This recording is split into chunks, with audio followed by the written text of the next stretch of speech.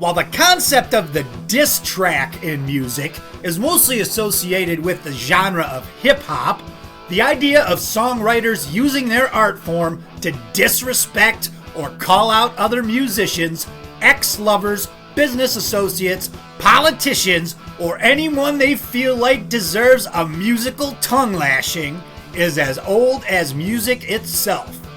From the early bluesmen to the country and western artists of the 1950s to East Coast, West Coast rappers duking it out in rhyme, or Taylor Swift devoting entire albums worth of material to putting down ex-boyfriends. Heck, even ex-Beatles John Lennon, Paul McCartney, and George Harrison went back and forth on their early solo records, with lyrics reflecting on their acrimonious split from the Fab Four. But today I want to talk about Mr. Paul Stanley from Hard Rockers Kiss and the lady behind the messy breakup that shattered his heart and possibly inspired the most vitriolic lyrics of his career. So stick around. Cat Stanley Space Demons coming at ya! So the songs of the legendary hard rock band Kiss from their earliest days generally celebrated the joys of the rock and roll lifestyle, specifically women and sex. Ostensibly, Kiss wrote songs in generalities, never about specific individuals, sort of R-rated Tin Pan Alley contrivances, taking inspiration from other songs to create reality-based works of rock and roll fiction. But by the time of the band's four ballyhooed 1978 solo albums, the Kiss guys started to look more specifically to their own personal lives for lyrical inspiration. Kiss frontman Paul Stanley said this about his song Tonight You Belong to Me, which was the lead track off of his 1978 Kiss solo album. It's a song I remember writing about someone whose name I'm not gonna mention because it will make her real happy and maybe she shouldn't be at this point. Gene Simmons wrote the song Radioactive from his 78 solo album about the superstar singer and actress Cher, whom he was dating at the time. It's kind of a double entendre, Gene would say in 2004. Basically a fancy word piece about this lady who's got a certain aura about her. I'd like to get closer, but I can't because she won't let me. But I can't go away because I can't stay away from her. I've gotten to the point where I feel comfortable writing about boy-girl relationships, whereas before, the relationship would be, get on your knees and let me bite your head off. Stanley gave some good insight into his use of songwriting as catharsis in 2004 when discussing his song Nowhere to Run, one of four new tracks which appeared on the 1982 Kiss Overseas compilation album Killers. Nowhere to Run was written about somebody I had met. We had a quick, torrid relationship, and then she split and went back to somebody she was involved with. In some ways, writing the song was cathartic because what I couldn't say to her, I could put in a song if only for myself. It's like writing a letter that you don't have any intention of sending, but you say what needs to be said and you get it off your chest. But right now I'd like to jump ahead to the 1992 Kiss album Revenge, an album noteworthy for having been a return to the band's hard rock roots and their heaviest album up to that date. A vital component of the band's return to form was Gene Simmons, who for the previous several albums had become disengaged and distracted by his foray into acting and feature films and managing up-and-coming bands, such as Black and Blue, which featured a budding young guitarist by the name of Tommy Thayer. At the behest of Kiss manager Larry Mazer, Gene returned more focused, returning to the Prince of Darkness vibe that he'd exemplified as the persona of the demon character he created during the band's heyday. With a darker and more sinister look and songs like Domino, Unholy, Thou Shall Not, and Spit. Gene's participation proved essential to the record getting over. The other band members would follow suit as they adopted the new, darker, edgier look, characterized by black leather and bad attitudes. But I'd like to take a look at one particular Paul Stanley track from that Revenge album, which came out in 1992, a track that he co-wrote with former Kiss band member Vinnie Vincent and album producer Bob Ezrin. A song that personifies Diss Track, the tale of a broken-hearted man done did bad by his old lady. A lady with a heart of chrome. And today I'd like to do a deep dive into who this particular song could be about. So let's take a quick look at some of the song lyrics to that Paul Stanley track from Revenge called Heart of Chrome. Now the song starts out, "You better listen up. Since you screwed me, you've been on my mind. Yeah, till the day we met. I was cruising, I was doing fine.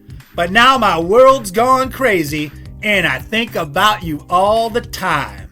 I'm gonna tell it to you, baby, it ain't like it was.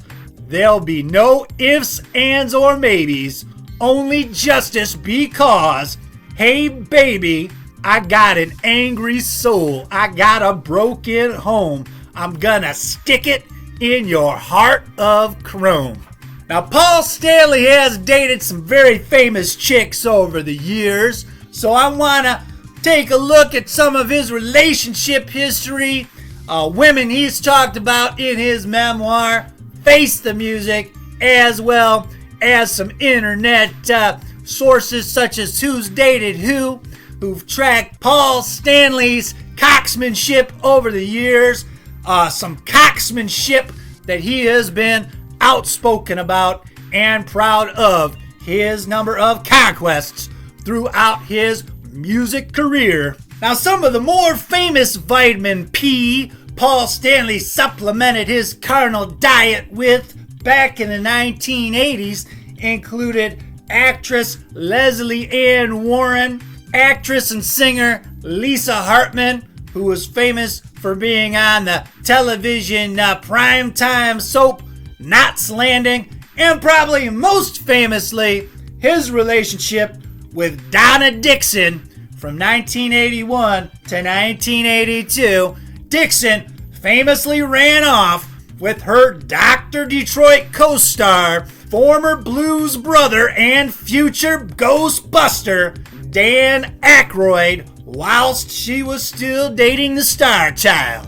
Now, Paul Stanley had this to say about the song Tears Are Falling from Kiss's 1985 album Asylum. Here's what he had to say about that in 2004. "I was watching MTV and the Eurythmics were doing Would I Lie to You, which reminded me of the beginning of Stevie Wonder's song Uptight. I kind of took my interpretation of that riff and made it the basis of the song.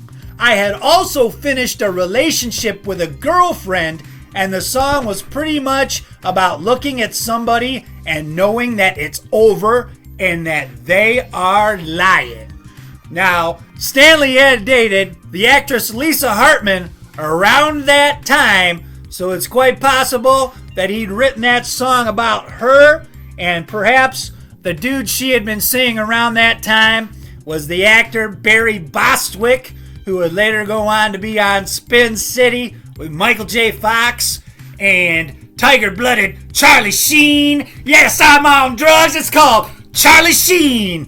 Of course, this is all pure speculation and innuendo, and it's all coming per the website Who's Dated Who. I will link to that in the description.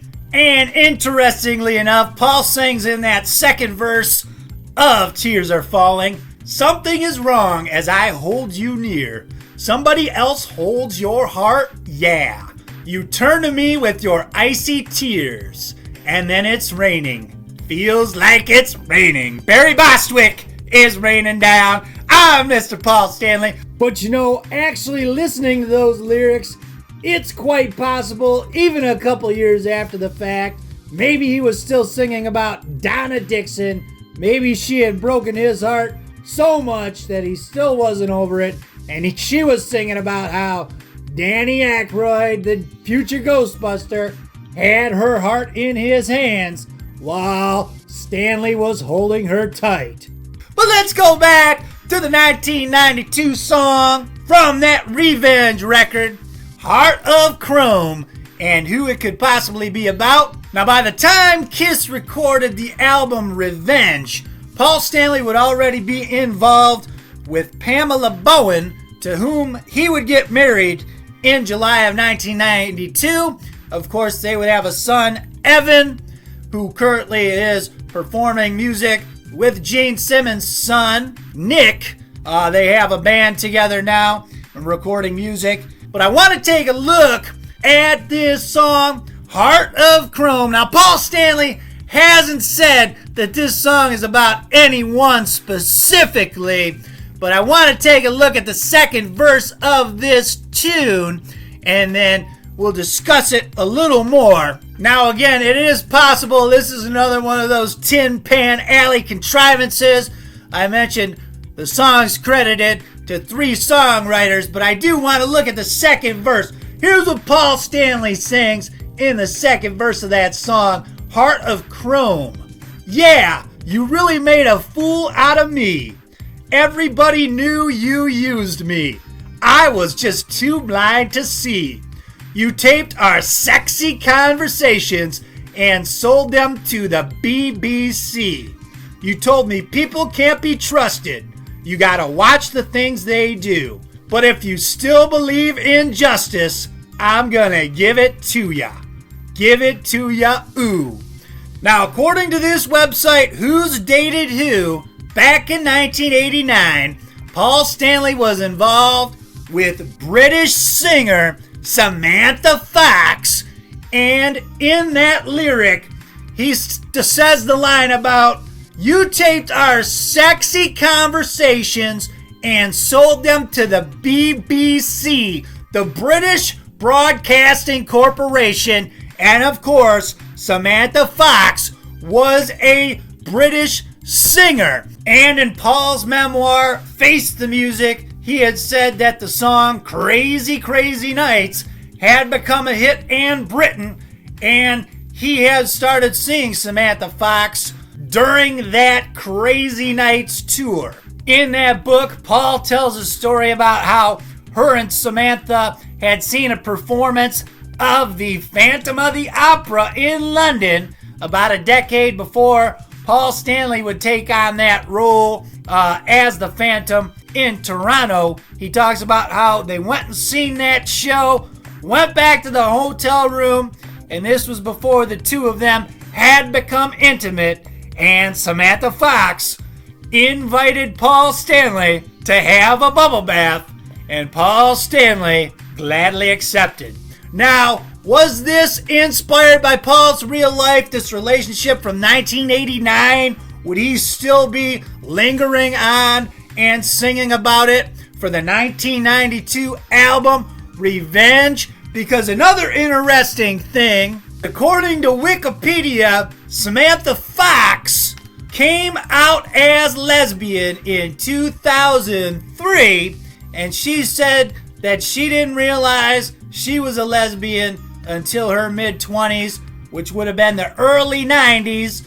Shortly thereafter, she had dated Mr. Paul Stanley. Now, I don't know if her switching teams had anything to do with the fact with her relationship with Mr. Paul Stanley, or if it was just something she was dealing with, and maybe that contributed to the downfall of their relationship. Again, this is all rumor, speculation, and innuendo per things here in Wikipedia and that Who's Dated Who website, and I'll link to all of these places in the description if you want to read more about it. I just thought it was interesting because this Heart of Chrome has diss track written all over it.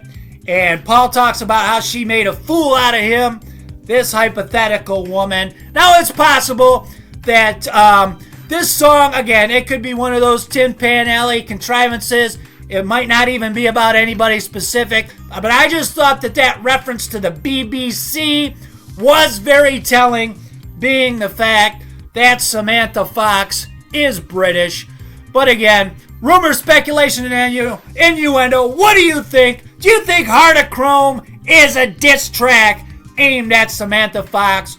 Or do you just think Paul Stanley was, again, writing in hypotheticals, writing in generalities, using his songwriting talents to just come up with this kick-ass song from a kick-ass record? You know, I recently went back and did a deep dive again into Revenge. I forgot what a kick-ass record. You know, I usually think of that album, I think of the Gene Simmons songs, you know, Domino, Spit, Thou Shalt Not, all those great tunes he had on that album. But I forgot how good those Paul Stanley songs are on there, man. Heart of Chrome is a kick-ass tune. Tough Love, you know, just a great Kiss record. Again, what do you guys think, though? Do you think Heart of Chrome is a diss track? Or maybe not? So that's the video. Hope you all dug it, and we'll see you next time. This is what my dick looks like when it's soft. Who's here?